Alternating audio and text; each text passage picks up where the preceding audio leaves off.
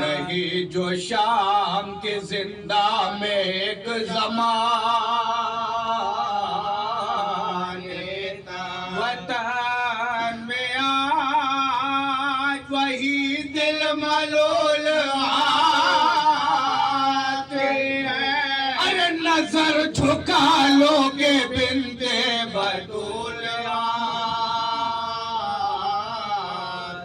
ہے، نظر جھکا لو گے بندے بطول آتی ہے۔ یہ کربلا کی زمین ہے، نہ کوئی صحرا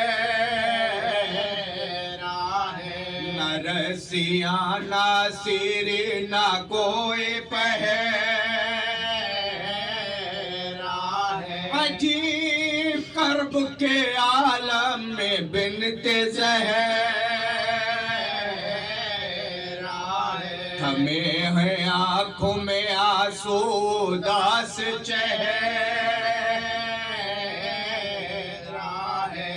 ارے بائی تو کچھ دیر چپ رہے زینب، ارے مزار تھام کے بے ہوش ہو گئی زینب، مزار تھام کے بے ہوش ہو گئی زینب۔ تیرے حسین کا کاٹا گیا گلا، اسیر کی گئی خیمہ میرا جلا، ہجوم غیر میں تھا میرا قافلہ، نانا رسن میں باندھا گیا تھا میرا گلا، حسین جب نہ رہے ایسا وقت آیا، ارے تیری نواسی نے بالوں سے منہ چھپایا تھا۔ شہید ہوتا ہو بھائی بہن نہ ہو کوئی، گلے پہ تیغ ہو تشنا دہن نہ ہو کوئی، کسی کی لاش پہ بے کس کفن نہ ہو کوئی، حسین جیسا غریب الوطن نہ ہو کوئی۔ نظر میں پھر گئی تصویر ٹوٹ کر، ارے جو دیکھی ماں کی لہد پھوٹ پھوٹ کر، جو دیکھی ماں کی لہد پھوٹ پھوٹ کر، پکڑ کے جال پکاری کے مر گیا بھائی، اکیلا مجھ کو زمانے میں کر گیا بھائی، ارے میں دیکھتی ہی رہی اور گزر گیا بھائی، اجل کی گود میں تشنا جگر گیا بھائی، ہر ایک شہید کی ہر ایک شہید کے میت اٹھا کے رویا ہے، گلا کٹا کے ہمارا حسین سویا ہے، جب آئے چھوڑ کے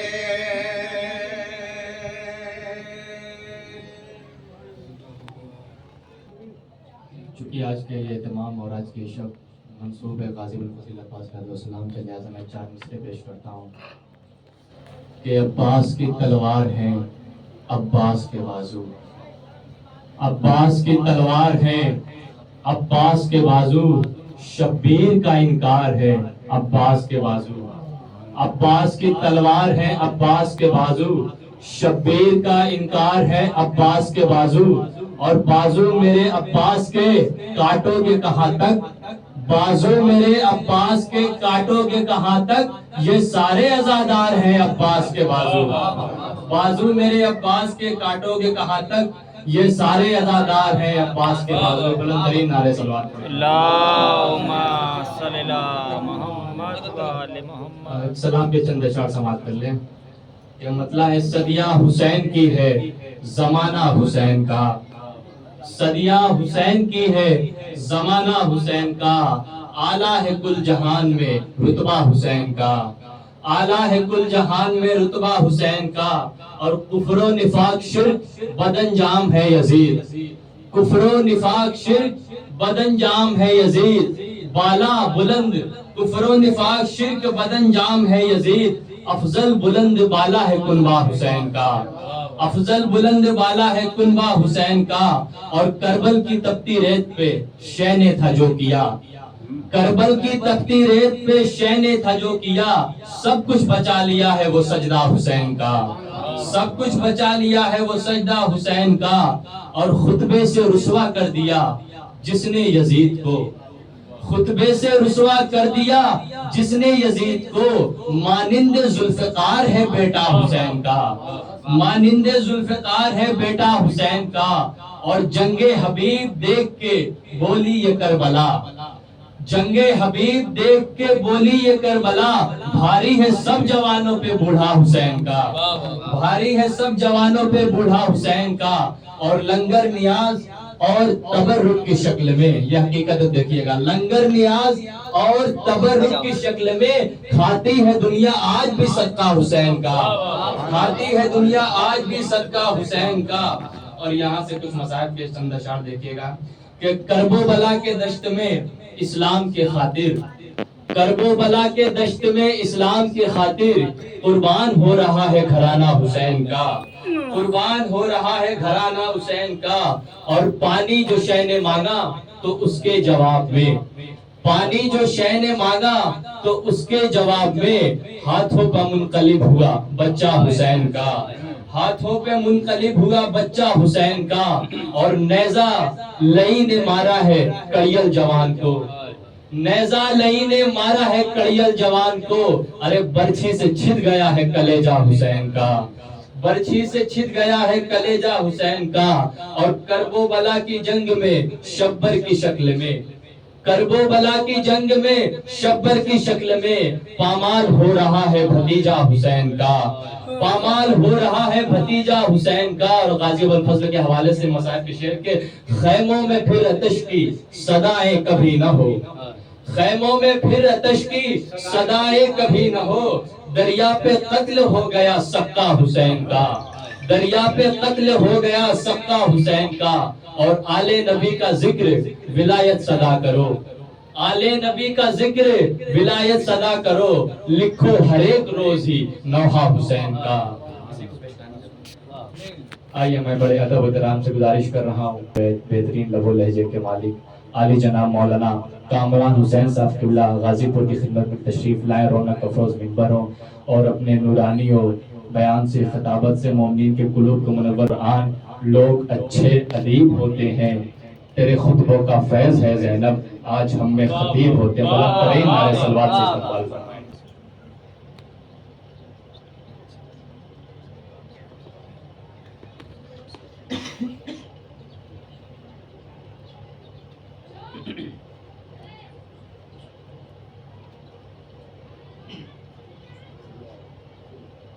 لا حول ولا قوة إلا بالله العلي العظيم۔ أعوذ بالله من الشيطان الرجيم، بسم الله الرحمن الرحيم، الحمد لله رب العالمين، الصلاة والسلام على أشرف الأنبياء والمرسلين سيدنا وشفيع ذنوبنا ومولانا ومولى الثقلين جد الحسن والحسين أبي القاسم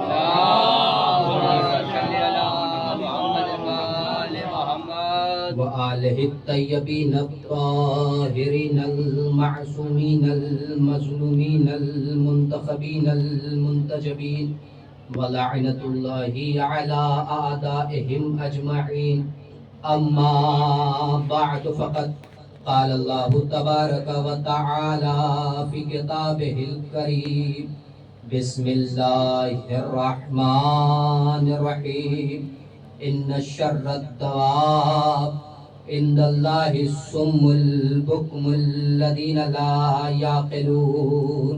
ایک صلوات پڑھے بنا اللہم صلی اللہ محمد والی محمد. عزیزان گرامی، بزرگوار ملت، ارباب عطا، مومنین اور جوانوں سے گزارش ہے کہ اندر کافی جگہ ہے، اگر وہ آنا چاہتے ہیں تو آ جائیں، اس لیے کہ گفتگو کرنے میں تھوڑی آسانی ہو جاتی ہے. صلوات پڑھے بر محمد. اللہم صلی اللہ کا شرف حاصل کیا ہے اور اس مجلس کے لیے سرنامہ عنوان اور متن سخن قرار دیا ہے. اس آیت کے ذیل میں پروردگار عالم عقل سے کام نہ لینے والوں کی مذمت کر رہا ہے اور ارشاد فرما رہا ہے کہ بسم اللہ الرحمن الرحیم ان شر الدواب عند اللہ الصم البکم الذین لا یعقلون، کہ وہ لوگ کہ جو عقل سے کام نہیں لیتے وہ میرے نزدیک حیوانات سے بدتر ہیں. توجہ چاہوں گا، وہ لوگ کہ جو عقل سے کام نہیں لیتے وہ ہمارے نزدیک حیوانات سے بدتر ہیں. آپ کسی کا بھی قرآن اٹھا کر دیکھ لے، اس کے ترجمے کو دیکھ لے، آپ کو یہ جو لفظ ہے دواب، اس کا آپ کو ترجمہ مل جائے گا جانوروں کے. اور آپ بہتر جانتے ہیں کہ عربی زبان ایک ایسی زبان ہے کہ جس میں ایک ایک لفظ کے کئی معنی ہوتے ہیں. تو ایک معنی یہ کہ اللہ انہیں حیوانات سے بدتر سمجھ رہا ہے، لیکن ایک معنی آپ کی خدمت میں بیان کروں کہ دواب در اصل جمع کی صورت میں استعمال کیا گیا ہے، جمع منتہا جمع کی صورت میں، اور اس کا واحد بنتا ہے داب. اور داب ان جانوروں کو کہا جاتا ہے جو زمین پر رینگ کر چلتے ہیں. توجہ چاہوں گا، داب ان جانوروں کو کہا جاتا ہے جو زمین پر رینگ کر چلتے ہیں. اس کا مطلب یہ ہے، اس مجلس کا پہلا جملہ آپ تک پہنچا رہا ہوں، اس کا مطلب یہ ہے کہ جو لوگ عقل سے کام نہیں لیتے اللہ انہیں صرف جانوروں سے بدتر نہیں سمجھتا بلکہ کیڑے مکوڑوں کے برابر ہے. ایک صلوات پڑھیں. محمد والے محمد صلوات. تو جو لوگ عقل سے کام نہیں لیتے انہیں پروردگار عالم صرف جانوروں سے بدتر نہیں سمجھتا بلکہ کیڑے مکوڑوں کے بھی برابر نہیں سمجھتا. توجہ چاہوں گا، اور صرف مذمت نہیں کر رہا بلکہ شدید الفاظ میں مذمت کر رہا ہے. قرآن مجید میں جگہ جگہ افلا یعقلون، افلا تعقلون، افلا یتدبرون جیسے صیغے استعمال کر کے قدرت اپنے بندوں سے تعقل کا مطالبہ کر رہی ہے. قدرت اپنے بندوں سے تعقل کا مطالبہ کر رہی ہے. قدرت اپنے بندوں سے تدبر کا مطالبہ کر رہی ہے کہ غور و فکر کرو، سوچو، سمجھو، فکر کرو، تعقل کرو، تدبر کرو، تفکر کرو. توجہ چاہوں گا. لیکن عزیزان گرامی، اسلام نے اس موضوع کو اتنا اہم قرار کیوں دیا؟ غور و فکر کرو، سوچو، سمجھو، تعقل کرو، تدبر کرو. اسلام نے اس موضوع کو اتنا اہم قرار کیوں دیا؟ توجہ چاہوں گا. اسلام سے پہلے عقل کے سبھی دشمن تھے اور آج اس زمانے میں نہ کوئی سمجھے، اس لیے کہ ساری حکومتیں عقل کے اوپر پردہ ڈالنے کی کوشش کر رہی ہے تاکہ ان سے کوئی سوال نہ کرے. تو اسلام سے پہلے عقل کے سبھی دشمن تھے. اسلام آیا تو پیغمبر اسلام نے روز اول ہی یہ نعرہ بلند کیا کہ من لا عقل لہ لا دین لہ، کہ جس کے پاس عقل نہیں ان کا کوئی دین نہیں. توجہ چاہوں گا، من لا عقل لہ لا دین لہ، کہ جن کے پاس عقل نہیں ان کا کوئی دین نہیں. توجہ چاہوں گا، اسی لیے ہمارے اسلام اور شریعت میں یہ کہا جاتا ہے کہ اسلام کا شعور افراد کا دین ہے، جاہلوں کا دین نہیں ہے. توجہ کر رہے ہیں عزیزو، اسلام با شعور افراد کا دین ہے، جاہلوں کا دین نہیں ہے. تو من لا عقل لہ لا دین لہ، کہ جن کے پاس عقل نہیں ان کا کوئی دین نہیں. اور ایک طرف اسلام یہ بھی کہہ رہا ہے کہ ان شر الدواب عند اللہ الصم البکم الذین لا یعقلون، کہ جو لوگ عقل سے کام نہیں لیتے وہ ہمارے نزدیک کیڑے مکوڑوں کے برابر بھی نہیں ہے، کیڑے مکوڑوں سے بدتر ہیں، حیواناتوں سے بدتر ہیں، جانوروں سے بدتر ہے. توجہ چاہوں گا، اس کا مطلب یہ ہے کہ اسلام نے آتے ہی اپنی دی ہوئی ہر خبر کو عقل کی کسوٹی پر پرکھنے کی دعوت عام دے کر محفل ادیان میں زلزلہ پیدا کر دیا. صدیوں کی منجدم فکریں پگھلنے لگی، اندھے عقیدتوں کا زندان ٹوٹا، چھوٹی عقیدتوں کی دیواریں گری، گونگے دماغ بولنے لگے، اور خرافات کی مہروں سے خاموش کیے جانے والے ان ہونٹوں نے اذانیں دینا شروع کیا. ایک صلوات پڑھے بر محمد اللہم صلی اللہ محمد وعلی محمد. توجہ کر رہے ہیں، پیغمبر اسلام نے ارشاد فرمایا تفکر ساعت افضل من عبادت سنہ، کہ تھوڑی دیر اللہ کی نشانیوں میں غور و فکر کرنا، تعقل کرنا، تدبر کرنا، فکر کرنا، یہ سال بھر کی عبادت سے افضل ہے. توجہ چاہو، تفکر ساعت افضل من عبادت سنہ، کہ تھوڑی دیر اللہ کی نشانیوں میں غور و فکر کرنا، تعقل کرنا، تدبر کرنا، یہ سال بھر کی عبادت سے افضل ہے. میں نے مدرسے میں اپنے استاد سے پوچھا تھا کہ آغا اگر کوئی تھوڑی دیر اللہ کی نشانیوں میں غور و فکر کرتا ہے تو پیغمبر کی اس حدیث کے مطابق وہ سال بھر کی عبادتوں سے افضل ہے، تو یہ کیسے ہو سکتا ہے؟ یہ ممکن کیسے؟ اس لیے کہ عبادت کو انجام دینے میں کتنی زحمتیں ہوتی ہیں. تو سال بھر کی عبادت سے افضل، انسان مسلسل عبادتیں دے رہا ہے، تو یہ افضل کیسے ہو سکتے ہیں؟ یعنی تھوڑی دیر اللہ کی نشانیوں میں غور و فکر کرنا، یہ افضل کیسے ہو سکتا ہے؟ تو میرے استاد نے کہا تھا افضل ایسے ہو سکتا ہے کہ اگر فکر کرنے والا خود کی طرف کرے. توجہ کر رہے ہیں؟ ایسے ہو سکتا ہے کہ اگر فکر کرنے والا حر کی طرح فکر کرے، اس لیے کہ اگر پھر حر نے اگر لمحے بھر فکر کر کے لشکر حسینی میں شامل نہ ہوتا تو آج تک حر زندہ نہ ہوتا.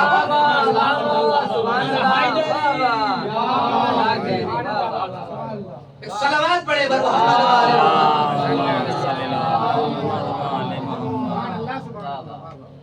تو فکر کرنے والا حر کی طرف فکر کرے گا تو انسان 1000 سال کی عبادتوں سے افضل کام کرے گا. تو پیغمبر نے فرمایا تفکر ساعت افضل من عبادت سنہ، کی تھوڑی دیر اللہ کی نشانیوں میں غور و فکر کرنا، تعقل کرنا، تدبر کرنا، یہ سال بھر کی عبادت سے افضل ہے.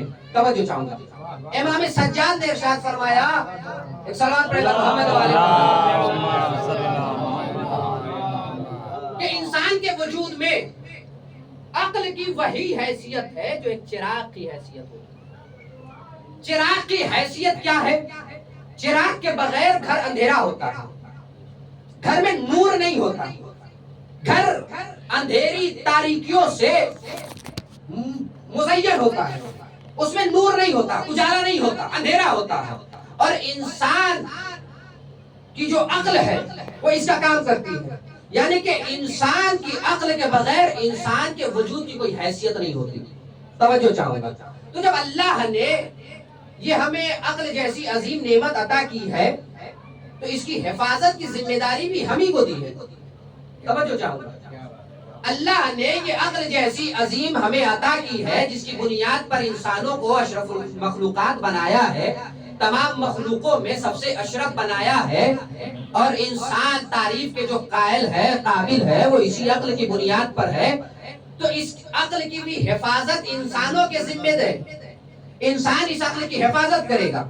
لیکن سوال یہ پیدا ہوتا ہے کہ کون سی چیزوں سے انسان اپنی حفاظت کرے، اس عقل کی حفاظت کرے۔ توجہ چاہوں گا، ایک لفظ کہہ کے اس کے بعد اپنی بات کو آگے بڑھاتا ہوں کہ اللہ نے ان تمام تر چیزوں کو حرام قرار دیا ہے یا اس سے روک دیا ہے کہ جس سے انسان کی عقل ختم ہو سکتی ہو۔ توجہ چاہوں گا، جس سے انسان کی عقل متاثر ہوتی ہو، جس سے زائل ہو سکتی ہو، جس سے ختم ہو سکتی ہو، اللہ نے ان تمام تر کاموں کو یا ان تمام تر چیزوں کو حرام قرار دیا ہے یا ان چیزوں سے روک دیا ہے کہ جس سے انسان کی عقل متاثر ہوتی ہو۔ ایک مثال دے کر آگے بڑھتا ہوں۔ اللہ نے شراب کو حرام کیوں قرار دیا؟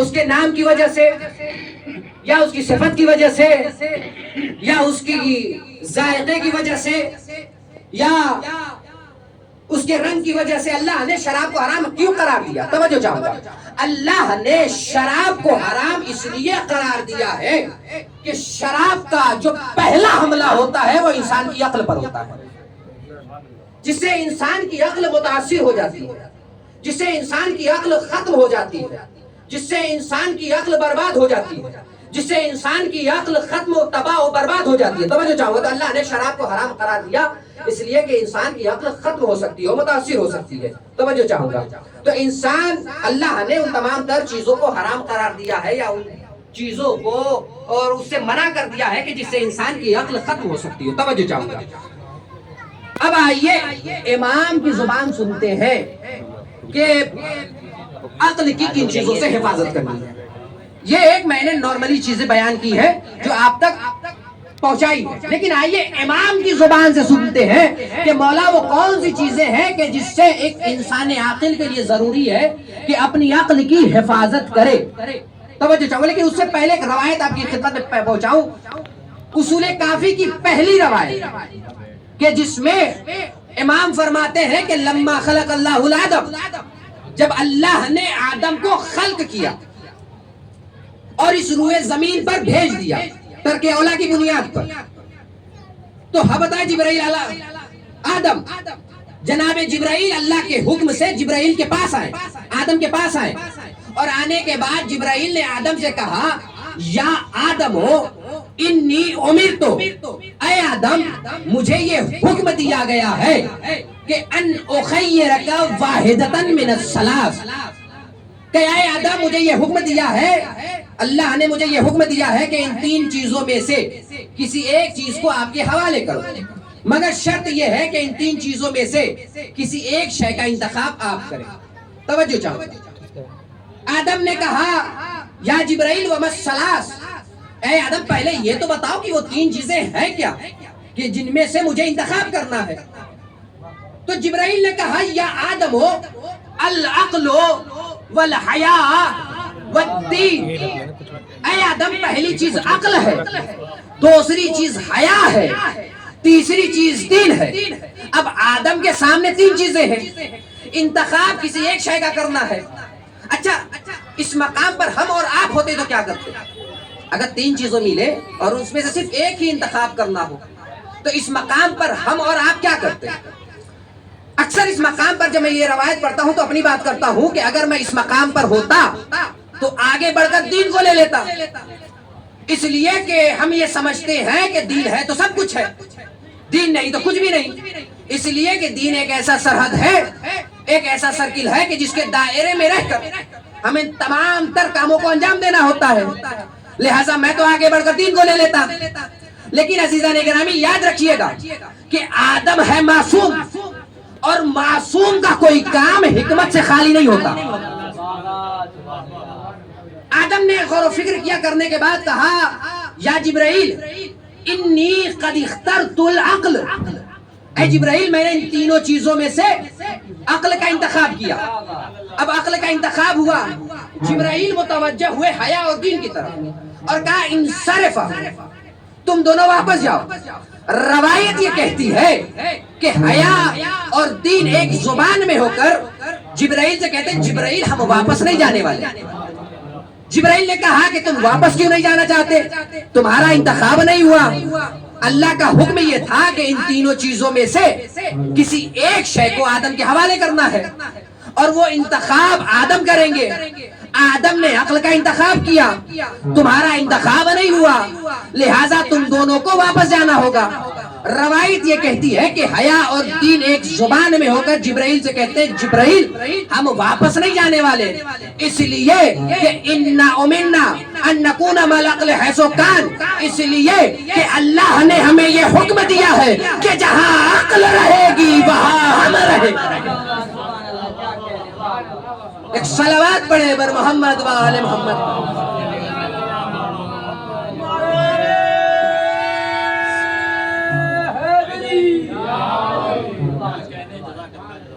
یعنی اب جہاں عقل ہے وہاں حیا ہے، جہاں عقل ہے وہاں دین ہے۔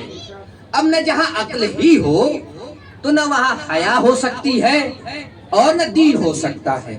توجہ چاہوں گا، تو اب آئیے وہ روایت پیش کروں کہ امام نے کیا فرمایا ہے، مولا کائنات نے اس عقل کی حفاظت ان چیزوں سے کرنی ہے، وہ روایت آپ تک پہنچا رہا ہوں اور اس کے بعد آپ کی زحمت تمام کر رہا ہوں۔ مولا کائنات امیر المومنین علی بن ابی طالب علیہ الصلوۃ والسلام ارشاد فرماتے ہیں کہ ینبغی للعاقل ان یحترس من سکر المال وسکر القدرہ وسکر العلم وسکر المدح وسکر الشباب، یعنی انسان عاقل کے لیے ضروری ہے کہ وہ اپنے آپ کو ان 5 نشوں سے محفوظ رکھے، اور وہ 5 نشے کون کون سے ہیں؟ سکر المال، مال کا نشہ، دولت کا نشہ، ثروت کا نشہ، پہلا نشہ۔ دوسرا نشہ سکر القدرہ، طاقت کا نشہ۔ تیسرا نشہ سکر العلم، علم کا نشہ، تعلیم کا نشہ، ایجوکیشن کا نشہ۔ چوتھا نشہ سکر المدح، تعریف کا نشہ۔ سکر الشباب، شباب کا نشہ یعنی جوانی کا نشہ۔ توجہ چاہوں گا، اگر ان 5 نشوں میں سے کوئی ایک نشہ بھی انسان عاقل کے اوپر طاری ہو جائے تو اس کے نتیجے میں انسان کا وقار ختم ہو جاتا ہے، انسان کی اہمیت ختم ہو جاتی ہے، انسان کی عزت برباد ہو جاتی ہے، ختم ہو جاتی ہے، ذلیل ہو جاتا ہے اگر ان 5 نشوں میں سے ایک نشہ بھی انسان کے اوپر طاری ہو جائے۔ تو پہلا نشہ ہے طاقت کا نشہ، توجہ، مال کا نشہ، دولت کا نشہ۔ یہ انتہائی خطرناک نشہ ہے۔ 2 نشے آپ کی خدمت میں بیان کر رہا ہوں۔ دولت کا نشہ یہ انتہائی خطرناک نشہ ہے، اگر انسان کے اوپر طاری ہو جائے تو انسان برباد ہو جاتا ہے۔ وہ کیسے؟ امام حسن اور امیر شام کے درمیان جب صلح ہو گئی تو امیر شام نے امام حسن کو اپنے دربار میں بلایا، اور بلانے کے بعد جو معاملات تھے وہ حل ہو گئے تو امیر شام نے امام حسن سے کہا کہ حسن، اگر میں آپ کو کوئی چیز دوں گا تو کیا آپ اسے قبول کریں گے؟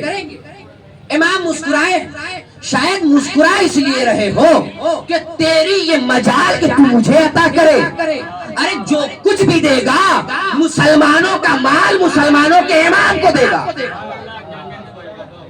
امام مسکرائے، وہ سمجھ گیا کہ امام مسکرائے ہیں اس کا مطلب کہ امام راضی ہے۔ چنانچہ امیر شام نے اپنے خزانچی کو یہ حکم دیا کہ خزانے سے بہت سارا مال نکال کر امام حسن کے سامنے رکھے جائیں اور ان کو عطا کیا جائے۔ اب خزانے سے دولت، ثروت، جواہرات، ہیرے، موتی، سونے، چاندی سب نکلنا شروع ہوئے۔ اتنے زیادہ نکلے کہ اس پار کا فرد اس پار نظر نہیں آتا۔ توجہ چاہوں گا، امام حسن یہ منظر دیکھ کر کبھی اس دولت کو دیکھتے ہیں، کبھی امیر شام کے چہرے کی طرف دیکھتے ہیں، امیر شام سے رہا نہ گیا، اس نے کہا کہ حسن یہ نہ دیکھیے دولت میرے پاس اتنی ہے کہ کبھی ختم نہیں ہو سکتی، اس لیے کہ میں ہندا کا بیٹا ہوں. توجہ چاہوں گا، حسن میری دولت کبھی ختم نہیں ہو سکتی، اس لیے کہ میں ہندا کا بیٹا ہوں. اتنے میں امام حسن آگے بڑھے. جب امام حسن آگے بڑھے تو امیر شام کے دربار سے ایک غلام آگے بڑھا اور امام حسن کی نالین کو سیدھی کر دی. اب جیسے امام کی نالین سیدھی ہوئی، امام نے غلام کی طرف متوجہ ہو کے کہا غلام یہ ساری دولت تو رکھ لے، یہ ساری دولت تو رکھ لے. اب جیسے امیر شام نے یہ منظر دیکھا، اس نے کہا حسن میں نے اتنی ساری دولت تمہیں دی ہے، تمہیں ہدیہ کیا ہے، تمہیں تحفے میں دیا ہے. امام نے مسکرا کے جواب دیا اے معاویہ تو یہ کہہ رہا تھا کہ تیری دولت کبھی ختم نہیں ہو سکتی اس لیے کہ تو ہندا کا بیٹا ہے، تو یاد رکھ میری سخاوت کبھی ختم نہیں ہو سکتی اس لیے کہ میں فاطمہ زہرا کا.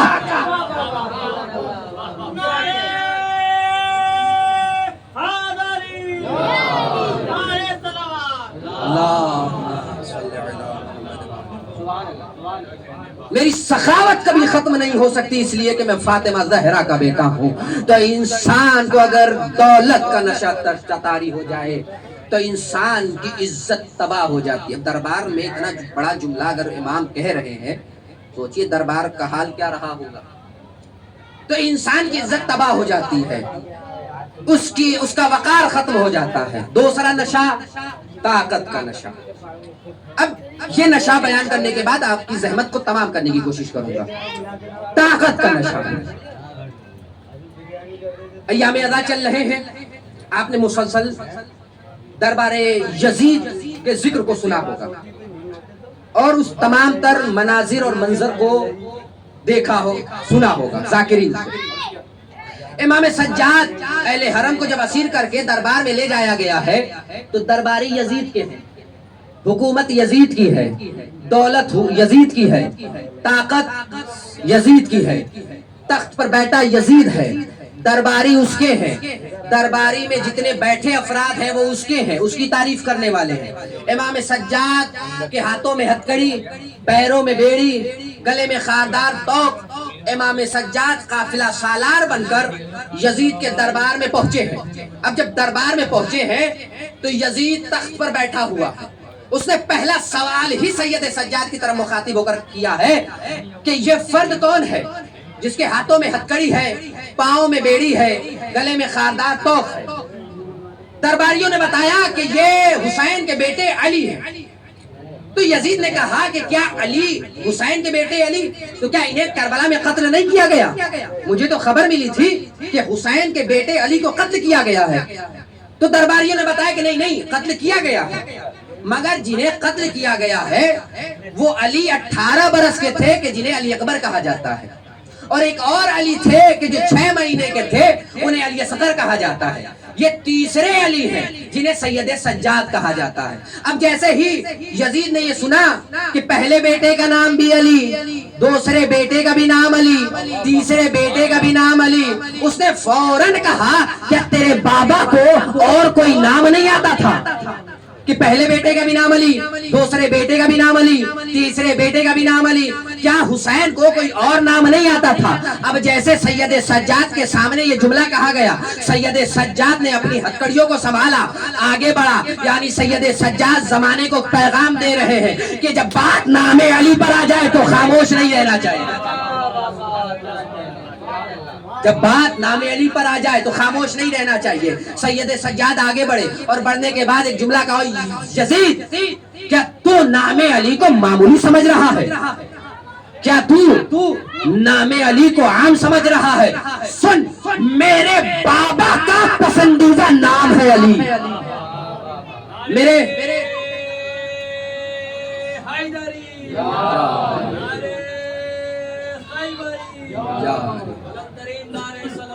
اللہم صلی علی محمد وآل محمد. میرے بابا کا پسندیدہ نام ہے علی. اور سن یزید، اگر خدا میرے بابا کو 100 بیٹے بھی عطا کرتا تو سارے بیٹے کا نام صلوات پڑھے بر محمد و آل محمد پر۔ اب یزید نے کہا کہ اگر کربلا میں انہیں قتل نہیں کیا گیا ہے تو یہاں قتل کر دیا جائے، اب یہاں شہید کر دیا جائے۔ اب جیسے ہی یزید نے یہ حکم جاری کیا، ایک جلاد تلوار لے کر آگے بڑھا، اتنے میں زمانے کا 5واں علی سامنے آیا۔ توجہ چاہوں گا، یعنی 5ویں امام محمد باقر علیہ السلام، زمانے کا 5واں علی سامنے آیا اور سید سجاد کے سامنے کھڑے ہو کر کہا، یزید کیا تم میرے بابا کو قتل کرنے کا حکم جاری کیا ہے؟ اس نے کہا ہاں قتل کرنا چاہتا ہوں۔ امام نے کہا کہ ٹھیک ہے تو قتل کرنا چاہتا ہے تو قتل کر لینا، لیکن میں تجھ سے کچھ پوچھنا چاہتا ہوں۔ اب یزید تو جانتا ہے کہ اگر یہ بولے گا تو علی کی طرح بولے گا، اس لیے کہ اس کے دہن میں علی کی زبان ہے۔ وہ چاہ تو نہیں رہا تھا کہ زمانے کا 5واں علی بولے، لیکن درباری کہیں گے کہ یزید بچے سے ڈر گیا۔ اب اس نے حکم تو دے دیا کہ ٹھیک ہے تو پوچھ لے۔ اب امام نے اس سے ایک سوال کیا، امام نے کہا کہ یزید کیا تو جانتا ہے کہ فرعون موسیٰ کا کتنا بڑا دشمن تھا؟ یزید نے کہا کہ ہاں مجھے معلوم ہے کہ فرعون موسیٰ کا کتنا بڑا دشمن تھا۔ پھر امام نے کہا کہ یزید تو یہ بھی جانتا ہوگا کہ فرعون موسیٰ پر کتنی اذیتیں دیتا تھا، کتنا ستاتا تھا، کتنی تکلیفیں دیتا تھا، کتنی مصیبتیں ڈھاتا تھا۔ یزید نے کہا کہ ہاں یہ بھی جانتا ہوں۔ پھر امام نے اسے ایک عجیب سوال کیا، کہا یزید تجھے معلوم ہے کہ جب فرعون موسیٰ کا اتنا بڑا دشمن تھا اور اتنی اذیتیں دیتا تھا تو پھر فرعون موسیٰ کو قتل کیوں نہیں کر پایا؟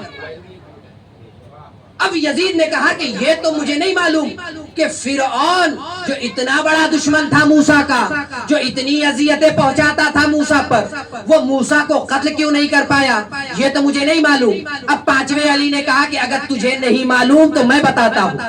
اب 5ویں علی نے کہا کہ یزید فرعون موسیٰ کا بہت بڑا دشمن تھا، بہت اذیتیں پہنچاتا تھا، اور اس لیے فرعون موسیٰ کو قتل نہیں کر پایا، اس لیے کہ فرعون لاکھ گناہگار تھا، لاکھ اس میں برائیاں تھی، لیکن فرعون ولد الزنا نہیں تھا، فرعون ولد الزنا نہیں تھا، اس لیے کہ حجت خدا کو وہی قتل کرتا ہے کہ جو ولد الزنا ہو۔ اب جیسے ہی جلاد نے یہ جملہ سنا، اس نے تلوار پھینکی اور قدموں کو پیچھے ہٹا لیا۔ اب کس میں یہ مجال کہ یہ جملہ سننے کے بعد کوئی امام کو قتل کرنے کے لیے آگے بڑھے؟ یزید میں بھی اتنی طاقت نہیں، کون چاہتا ہے کہ کوئی تمام لوگوں کے درمیان مجمع میں اس کے شجرے کا راز کھل جائے؟ یزید تو چاہ نہیں رہا تھا، چنانچہ اس نے اپنے حکم کو واپس لے لیا، لیکن آپ نے غور نہیں کیا۔ امام نے حملہ کیا تھا ایک، شکار کیا ہے دو، حملہ کیا ہے ایک، شکار کیا ہے دو، یعنی امام یہ بتانا چاہتے ہیں کہ اے یزید تو نے میرے بابا کے قتل کا فتویٰ تو واپس لیا ہے، لیکن میرے دادا کا قاتل تو ہے۔ ایک صلوات پڑھے بر محمد و آل محمد۔ تو اگر کسی کے اوپر طاقت کا نشہ طاری ہو جائے تو یہ انسان کی عزت اور اس کے وقار کو ختم کر دیتا ہے۔ یزید کو اپنی طاقت، اپنی حکومت پر اتنا غرور تھا، لیکن زینب نے فرش اعلیٰ بچھا کر یزید کی حکومت کو نیست و نابود کر دیا۔ تو توجہ کر رہے ہیں عزیزو، یہی وہ زینب ہے کہ جب یزید کی حکومت ختم ہونے لگی تو اس نے سید سجاد کو اپنے قریب بلایا اور بلانے کے بعد کہا سید سجاد اب ہم تمہیں آزاد کر رہے ہیں، اب تم چاہو تو یہاں رہو یا مدینے چلے جاؤ۔ امام نے کہا کہ اے یزید میں پہلے اپنی پھوپھی سے مشورہ لوں گا، اس کے بعد کوئی جواب دوں گا۔ امام سجاد نے یہ جملہ کہا اور پھوپھی اماں کے قریب آئے اور کہا اے پھوپھی اماں یزید نے یہ پیغام دیا ہے، اس نے یہ بات رکھی ہے۔ زینب نے کہا کہ اے سید سجاد یزید سے کہنا کہ پہلے ہم اپنے وارثوں پہ رونا چاہتے ہیں، اس لیے کہ جب سے ہمارے وارثین کربلا میں قتل کیے گئے ہیں ہم ان پر آنسو نہیں بہا پائے ہیں۔ ہاں ارباب ادا، لیکن آج شب جمعہ ہے اور یہ دن حضرت عباس سے منسوب ہے اور حضرت عباس کے علم مبارک بھی برآمد ہوگے، لیکن ارباب ادا بہت مختصر مصائب پڑھوں گا اور بہت جلدی آگے بڑھ رہا ہوں۔ یہ اہل حرم کا جب قافلہ مدینے آیا ہے نا، اب چند دن رہ چکے ہیں، ایام ادا ختم ہو جائیں گے، نہ جانے اگلے برس کون زندہ رہے گا، اس لیے رونے میں کوتاہی نہ کیجئے گا، دل کھول کر روئیے گا، اس لیے کہ صرف 2 دن رہ گئے ہیں ایام ادا کے لیے۔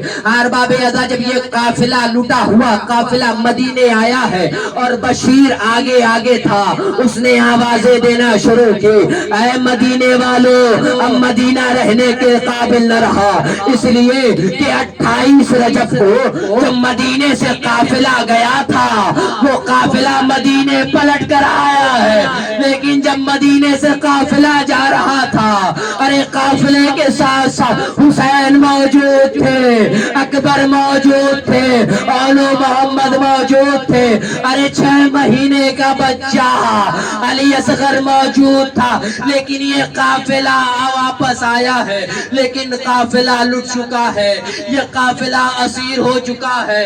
ارے حسین مارے گئے، عباس مارے گئے، اصغر مارا گیا۔ ارے یہ آواز ایک بی بی کی کانوں تک ٹکرائی، وہ بی بی دوڑی بشیر کے قریب آئی، اور بشیر تو کیا کہتا ہے؟ ارے میرے عباس کے ہوتے ہوئے میرے آقا کی طرف کون نظریں اٹھا سکتا ہے؟ ارے میرے عباس کے ہوتے ہوئے ارے کس کی یہ مجال ہے جو میری شہزادیوں کو اسیر کر لے؟ ارے بشیر نے یہ جملہ سنا، سینے پہ ہاتھ رکھے، اے بی بی ارے پہلے عباس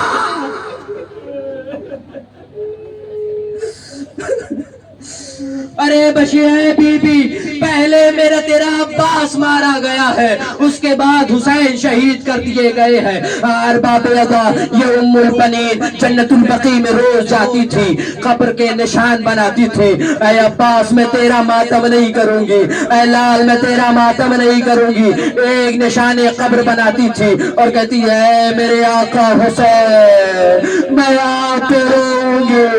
ارے جیسے یہ کئی روز عمل انجام دیتی رہی، جنت البقیع میں آتی تھی اور گریا کرتی تھی، واہ حسینہ واہ حسینہ واہ حسینہ۔ ارے کونے سے واہ کاسا کی آواز آ رہی تھی۔ ارے ام البنین اس بی بی کے قریب جاتی ہے، جانے کے بعد کہتی ہے بی بی ارے میں معذرت چاہتی ہوں، لیکن آپ اس کونے سے کہیں دوسری طرف چلے جائے، اس لیے کہ جب آپ یا عباسہ کہہ کے روتی ہے ارے میرا لال یاد آتا ہے۔ ارے اس بی بی نے کہا اے ام البنین ارے تو میرے لال کا ماتم کر رہی ہے، میں تیرے لال کا ماتم۔ ارباب ادا جب کچھ روز گزر گئے تو ام البنین جناب زینب کے قریب آئی اور آنے کے بعد کہا اے بی بی آپ نے کہا کہ میرا عباس مارا گیا، میں نے یقین کیا۔ اے بی بی آپ نے کہا کہ میرے عباس کے سر پہ گرز لگا، میرا عباس مارا گیا، میں نے یقین کیا، لیکن اے بی بی ایک سوال یہ ہے کہ میرا عباس کا قد تو بڑا طویل تھا، میرے عباس کا قد تو بڑا طویل تھا، جب اسے گرز مارا گیا تو کیسے مارا گیا؟ اب جناب زینب نے وہ منظر بیان کیے ہیں۔ جناب زینب نے کہا اے اماں جب میرا بھیا مقتل میں گیا تھا تو پہلے اس کے بازو قلم ہوئے، بس آخری فقرہ پڑھ رہا ہوں، اس کے بعد آپ علم کی زیارت کریں گے۔ میرے عباس کے پہلے بازو قلم ہوئے، لیکن جب بازو قلم ہوئے تو میں ایک تیر میرے عباس کی آنکھوں میں لگا، میرا عباس اس تیر کو آنکھوں سے نکالنے کے لیے گھٹنوں کا سہارا لینے کے لیے اپنے سر کو جھکایا، اپنے سر کو جھکایا۔ اب جیسے ہی سر کو جھکایا اس تیر کو نکالنے کے لیے کہ ایک ظالم گرد لے کر آگے بڑھا، میرے عباس کے سر پر مارا۔ اے اماں، جب کوئی مقتل میں شہید گرتا تھا تو ہاتھوں کا سہارا لے کر آتا تھا۔ اے اماں، ارے جب میرا ابا مقتل میں گرا ہاتھ موجود نہ تھے۔ اے اماں، سر کے بل میرا عباس مقتل میں آیا۔ ارے جب حسین خیمے میں علم لے کر آئے، میں نے بھیا سے پوچھا تھا، اے بھیا آپ صبح سے محمد کا لاشا لائے، قاسم کا لاشا لائے، اور کا لاشا لائے، میرے عباس کا لاشا کیوں نہ لائے؟ ارے میرا بھیا طلب کر دیتا، اے بہن سیدہ، میرے بھائی کے لاشے کو ظالموں نے ٹکڑے ٹکڑے تقسیم۔